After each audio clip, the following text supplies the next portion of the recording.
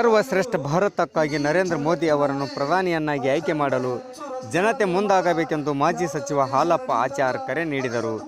ಕೊಪ್ಪಳ ಜಿಲ್ಲೆಯ ಯಲಬುರ್ಗಾ ತಾಲೂಕಿನ ಸಂಕನೂರು ಗ್ರಾಮದಲ್ಲಿ ಬಿಜೆಪಿ ಅಭ್ಯರ್ಥಿ ಡಾಕ್ಟರ್ ಬಸವರಾಜ ಕ್ವಾಟ್ಕರ್ ಚುನಾವಣೆ ಪ್ರಚಾರದಲ್ಲಿ ಭಾಗವಹಿಸಿ ಮಾತನಾಡಿ, ಬಿಜೆಪಿ 10 ವರ್ಷಗಳ ಅವಧಿಯ ಅಭಿವೃದ್ಧಿ ಕಾರ್ಯಗಳನ್ನು ಮನೆ ಮನೆಗೆ ತಿಳಿಸುವ ಮೂಲಕ ಬಿಜೆಪಿ ಗೆಲ್ಲಿಸಬೇಕು, ಮೋದಿಯವರನ್ನು ಮತ್ತೊಮ್ಮೆ ಪ್ರಧಾನಿ ಮಾಡಬೇಕು. ಮೋದಿಯವರು ಕೈಗೊಂಡ ನಿರ್ಧಾರಗಳು ವಿಶ್ವದ ಗಮನ ಸೆಳೆದಿವೆ. ಆದ್ದರಿಂದ ಮೋದಿಯವರನ್ನು ಮತ್ತೊಮ್ಮೆ ಪ್ರಧಾನಿ ಮಾಡಬೇಕೆಂದು ಹಾಲಪ್ಪ ಆಚಾರ್ಯ ಕರೆ ನೀಡಿದರು. ಈ ಸಂದರ್ಭದಲ್ಲಿ ಬಿಜೆಪಿ ವಕ್ತಾರ ವೀರಣ್ಣ ಹುಬ್ಬಳ್ಳಿ, ರತನ್ ದೇಸಾಯಿ, ಮಲ್ಲನಗೌಡ, ಕೋನನಗೌಡ ಸೇರಿದಂತೆ ಮತ್ತಿತರರು ಮಾತನಾಡಿದರು. ಮುಖಂಡರಾದ Basalingappa Booti, CS police Patil, Somanagouda Patil, Prakash Beleri, Sharanappa Gungadi, Basavaraja Gulaguli, SN Shagoti ಹಾಗೂ ಶಿವಕುಮಾರ್ ನಾಗಲ್ಪುರ, ಮುತ್ತಣ್ಣ ಅಂಗಡಿ, ಶರಣಪ್ಪ ರಾಂಪುರ್, ಅಪ್ಪಣ್ಣ ಪಲ್ಲೇದ್, ಶರಣಯ್ಯ ಹಿರೇಮಠ ಸೇರಿದಂತೆ ಅಪಾರ ಕಾರ್ಯಕರ್ತರು ಭಾಗಿಯಾಗಿದ್ದರು. ವರದಿ VS ಶಿವಪ್ಪನಮಠ, ಯಲಬುರ್ಗಾ. ಮಂತ್ರಿ ಹೇಳ್ತಾರೆ ಎಂಥ ದುರಂತ, ಹಿಂದೂ ಸಂಸ್ಕೃತಿಯಲ್ಲಿ ಸನಾತನ ಧರ್ಮವನ್ನು ನಾಶ ಮಾಡ್ಬೇಕು. ಇನ್ನೊಬ್ಬ ರಾಜನ ಜೈಲಿಗೆ ಇದ್ದಂಥ ಪುಣ್ಯಾತ್ಮ ಮಂತ್ರಿಯಾಗಿ 600 ಕೋಟಿ 700 ಕೋಟಿನ ಭ್ರಷ್ಟಾಚಾರ ಸಿಕ್ಕೊಂಡು ಜೈಲಾಗಿದ್ದು ಬಂದು ಕಚೇರಿ ಖಾಲಿ. ಆದ್ರೆ ಇವತ್ತು ಸಾಲ ಮಾಡ್ಯಾರ 1,25,000 ಕೋಟಿನ. ಆ ಸಾಲಕ್ಕೆ ಬಡ್ಡಿ ಕಟ್ಟಾರ ಯಾರು ಕುಂತಿರಲ್ಲ. ನಿಮ್ಮೆಲ್ಲರ ತಲೆ ಮೇಲೂ ನಮ್ಮ ತಲೆ ಮೇಲೂ ಐತೆ. ಸಾಲ ಮಾಡ್ಯಾರ ಇವರು. ಸಾಲ ಮಾಡಿ ನಮ್ಮನ್ನು ಮುಂದೆ ಈ ಬಡ್ಡ್ಯಾಗ ಈಗ ಏನು ಮಾಡ್ಯಾರ, ಸ್ಟಾಂಪ್ 20 ರೂಪಾಯಿ, 120, 100 ರೂಪಾಯಿ, 20 ರೂಪಾಯಿ, 100 ರೂಪಾಯಿ, 200 ರೂಪಾಯಿ, 300 ರೂಪಾಯಿ ಸ್ಟಾಂಪ್ ಮಾಡಿದರು. ರಿಜಿಸ್ಟ್ರೇಷನ್ ಫೀ 4 ಪಟ್ಟು ಮಾಡಿದರು. ಅಂತ ಶಕ್ತಿ ನಿಮಗೊಬ್ಬರಿಗೆ ಮಾತ್ರ ಐತಂತ ಅನೇಕ ರಾಷ್ಟ್ರಗಳು ಹೇಳ್ತಾವೆ, ನಾವಲ್ಲ.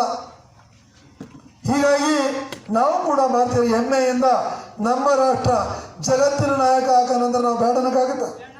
ಖುಷಿ ಪಡ್ಬೇಕು, ಹೆಮ್ಮೆ ಪಡ್ಬೇಕು, ಅಭಿಮಾನ ಪಟ್ಟು ಎಲ್ಲರೂ ಓಟ್ ಹಾಕ್ಬೇಕಲ್ಲ. ನಾವು ಈ ಕೆಲಸವನ್ನು ಮಾಡ್ತಕ್ಕಂಥ ಒಂದು ಸುಯೋಗ ನಮಗೆ ಬಂದದ್ದು. ಈಗ ಏನು ಸಿದ್ದರಾಮಯ್ಯ ಚೇರ್ ಗಟ್ಟೆಗೆ ಉಳಿಸ್ಕೊಂತಾರೋ, ಏನು DK ಶಿವಕುಮಾರ್ ಎಷ್ಟೊತ್ತನೇ ಕಾಲು ತೆಗಿತಾರೋ ಗೊತ್ತಿಲ್ಲ.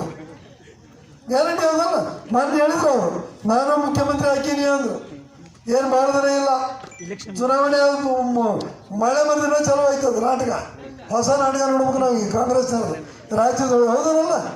ಅದಕ್ಕೆ ಬಂಧುಗಳೇ, ಅಲ್ಲಿ ಸ್ಥಿರವಾದಂಥ ಸರ್ಕಾರ ಆಡಳಿತ ನಾವು ನಿರೀಕ್ಷೆ ಮಾಡೋಕ್ಕೆ ಆಗೋದಿಲ್ಲ. ಕೇವಲ ಅಧಿಕಾರ ನಮ್ಮ ಕೈಗೆ ಬಂದವರು.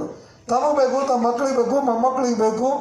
ಈ ಸಂಸ್ಕೃತಿಯಿಂದ ಕಾಂಗ್ರೆಸ್ಸು ಅಧಿಕಾರದಾಗ ಉಳಿದ ತಿಳುವರಿಗೂ ಯಾವನೋ ಒಬ್ಬ ಸಾಮಾನ್ಯ ಬಡವ ಕೋಟ್ ಹಾಕ್ತಾರೆ, ಶೂಟ್ ಹಾಕ್ತಾರೆ, ಬೂಟ್ ಹಾಕ್ತಾರೆ, ಒಳ್ಳೆ ಡ್ರೆಸ್ ಹಾಕ್ತಾರೆ. ಅಂಥ ಒಬ್ಬ ವ್ಯಕ್ತಿಗೆ ಯಾಕೆ ಕೋಟ್ ಹಾಕ್ತೀರಿ ಅಂತ ರಾಯರೆಡ್ಡಿ ಅವರು ಹೇಳಿದಂತೆ. ಬಹುಶಃ ಮೋದಿಯವರ ಬಗ್ಗೆ ಟೀಕೆ ಮಾಡುವ ನೈತಿಕತೆ ಹಕ್ಕು ಅವರಿಗೆಲ್ಲ. ಯಾವುದಾದ್ರೂ ಒಂದು ತಪ್ಪನ್ನು ಕಂಡು ಹಿಡಿದು ಅವ್ರ ಬಗ್ಗೆ ಮಾತಾಡ್ಬೇಕಾದ್ರೆ ಅವ್ರು ತಪ್ಪನ್ನೇ ಮಾಡಲಾರಂಥ ವ್ಯಕ್ತಿ ಯಾರಾದರೂ ಇದ್ರೆ ಸನ್ಮಾನ್ಯ ಶ್ರೀಮಾನ್ ನರೇಂದ್ರ ಮೋದಿಜಿಯವರು. ಬಹುಶಃ ಅವರು ನರೇಂದ್ರ ಮೋದಿಯವರ ಡ್ರೆಸ್ಸಿನ ಬಗ್ಗೆ ಮಾತಾಡ್ಯಾರಂದ್ರೆ 15 ದಿವಸದಿಂದ ಉಗಾದಿ ಪಾಡ್ಯ ಹೋಗ್ತು. ನೀವೆಲ್ಲ ಕಂಡೀರಿ ಉಗಾದಿ ಪಾಡ್ಯವನ್ನು. ಉಗಾದಿ ಪಾಡ್ಯ ದಿವಸ ನಾನು ಭೂದೇವರ ಅಂಥವರ ಅವಶ್ಯಕತೆ ಈ ದೇಶಕ್ಕಿದೆ. ಇವತ್ತು ನಾವು ಯಾಕೆ ಭಯೋತ್ಪಾದನೆಯನ್ನು ನಿಯಂತ್ರಣ ಮಾಡಬೇಕು? ಜಮ್ಮು ಕಾಶ್ಮೀರದಲ್ಲಿ ಆರ್ಟಿಕಲ್ 372 ಮೊದಲಿತ್ತು. ಯಾವಾಗ ನರೇಂದ್ರ ಮೋದಿಜಿ ಈ ದೇಶದ ಪ್ರಧಾನಿ ಆದರು, ಆರ್ಟಿಕಲ್ 370 ರದ್ದುಪಡಿಸಿದರು. ಈ ಕಾಂಗ್ರೆಸ್ಸಿಗರಿಗೆ ನಾವು ಭಯೋತ್ಪಾದಕರ ಬಗ್ಗೆ ಮಾತನಾಡಿದರೆ ಇವರು ಕಾಂಗ್ರೆಸ್ಸಿಗೆ ಎಲ್ಲರೂ ವಿರೋಧ ಮಾಡ್ತಾರೆ ಮೋದಿಜಿಗೆ. ಯಾಕೆ? ಇವ್ರೇನು ಭಯೋತ್ಪಾದಕರ ಕಾಂಗ್ರೆಸ್ಸಿಗರು? ನಾವು ಕಾಂಗ್ರೆಸ್ಸಿಗರನ್ನ ಕೇಳ್ತಾ ಇದ್ದೀವಿ, ಭಯೋತ್ಪಾದಕರನ್ನ ನಿರ್ನಾಮ ಮಾಡ್ತೀವಿ ಈ ದೇಶದಿಂದ ಅಂದ್ರೆ ಕಾಂಗ್ರೆಸ್ಸಿಗರು ನರೇಂದ್ರ ಮೋದಿಜಿಯನ್ನ ಈ ದೇಶದಿಂದ ನಾವು ಕಳಿಸ್ಬೇಕು ಅಂತ ಹೇಳ್ತಾರೆ. ಆದರೆ ಕಳಿಸ್ಬೇಕಾಗಿರ್ತಕ್ಕಂಥದ್ದು ಕಾಂಗ್ರೆಸ್ಸನ್ನ. ಯಾಕಂದ್ರೆ